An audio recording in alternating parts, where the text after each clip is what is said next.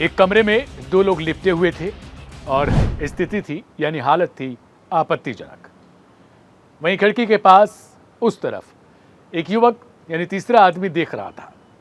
वो नज़ारा देखकर आग बबूला हो जाता है, खुद को रोक नहीं पाता। कुछ ही पल बाद वही तीसरा शख्स कमरे के भीतर दाखिल हुआ और यहीं से शुरू हुई एक खतरनाक मर्डर की प्लानिंग, एक हत्या की कहानी जो सुनने में फिल्मी लग सकती है, लेकिन ये एक सच्ची घटना है। कहानी अवैध संबंध की, जिस पर समाज अक्सर चुप्पी साध लेता है और अदालतें भी इस पर खुलकर दखल नहीं दे पाती। देश में दिनों दिन ऐसे मामलों में बढ़ोतरी दर्ज की जा रही है, या यूं कहें कि एक ऐसा माहौल बना दिया गया है जहां शादी के बाद भी बॉयफ्रेंड रखना, एक्स्ट्रा मैरिटल अफेयर करना, गर्लफ्रेंड रखना एक मॉडर्न स्टाइल बन गया है। तो आज खुलकर बात करते हैं इस क्राइम कथा पर। नमस्कार, मेरा नाम है दिव्यांशु।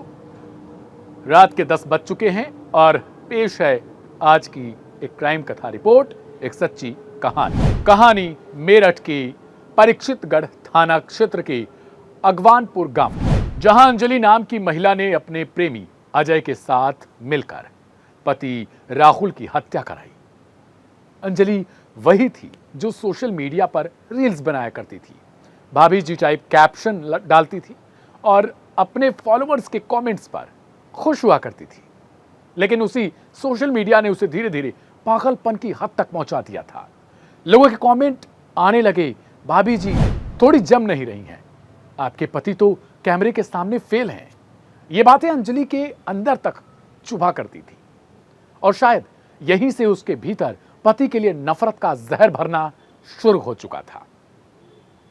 2 नवंबर की रात, यही तारीख जब अंजलि ने अपने पति राहुल को हमेशा के लिए दुनिया से मिटाने की साजिश पूरी कर दी। अंजलि की शादी राहुल से साल 2016 में हुई थी। अरेंज मैरिज थी, पर राहुल के लिए वो प्यार की हद थी। वो हर तस्वीर में अंजलि के साथ मुस्कुराया करता था। उसने अपने बेडरूम यानी कमरे की दीवारों पर अंजलि की ही 10 तस्वीरें लगवा रखी थी। यहां तक कि बेड के ऊपर भी सोशल मीडिया पर वो लिखा करता था, एक अच्छी वाइफ बड़े नसीब वालों को मिला करती हैं और मैं खुशकिस्मत हूं कि अंजलि मेरी जिंदगी में है।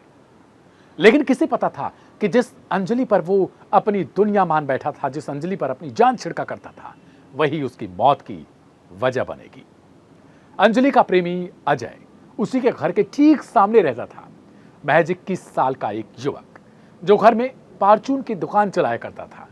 दोनों की नजदीकियां पहले ही हाय हेलो से शुरू हो गई थी, फिर होटल, फिर रातों में घर के अंदर तक जा पहुंची।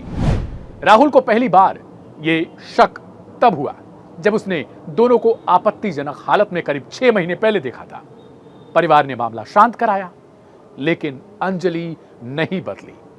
पुलिस की जांच में बाद में पता चला कि अंजलि अक्सर अपने पति और अपने बच्चों को नींद की गोलियां खिलाकर सुला देती थी और फिर रात में अजय को घर बुला लेती थी।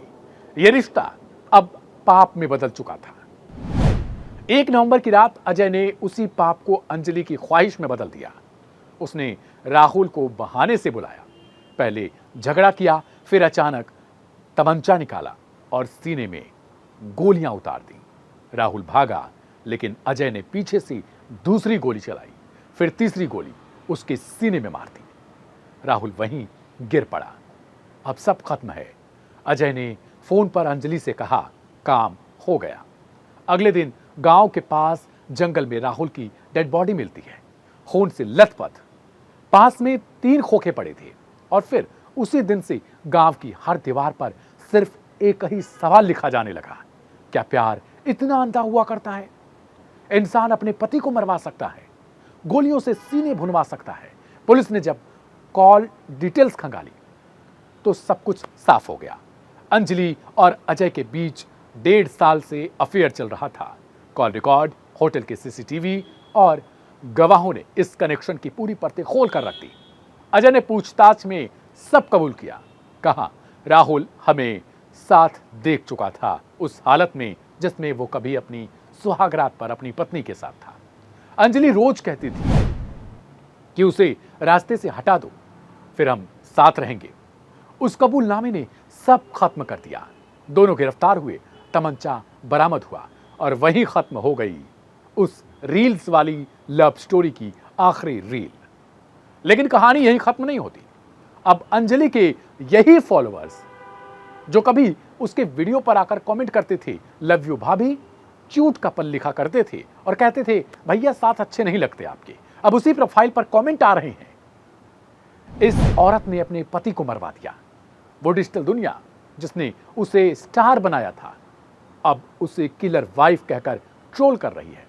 वो आज भी पुलिस हिरासत में चुप बैठी है। लेकिन उसकी आंखों में यही सवाल तैरता है, क्या सच में प्यार था या सिर्फ एक वासना थी? समाज आज भी ऐसे रिश्तों पर चुप है। अदालतें कानूनी जाल में उलझी हैं, लेकिन गांव के लोग साफ कहते हैं अगर इस बार भी सजा नहीं मिली तो शादी पर से लोगों का भरोसा उठ जाएगा। राहुल की ताई की बात में दर्द है। ऐसा ही रहा तो लोग शादी करने से डरेंगे, कुछ यही लाने कहती हैं, उन्हें फांसी मिले, इसके बाद ही लोगों को सुकून मिलेगा। सारी दुनिया में हाहाकार मचा दिया। आज इसके साथ हुआ, पूरे गांव के बच्चे वीरान हो गए। पति पत्नी में कभी झगड़ा नहीं हुआ करता था। राहुल अंजलि पर जान छिड़क कर करता था। उसके कुल 3 जोड़ी कपड़े हैं, जबकि अंजलि के पास 30 जोड़ी सूट मिले हैं।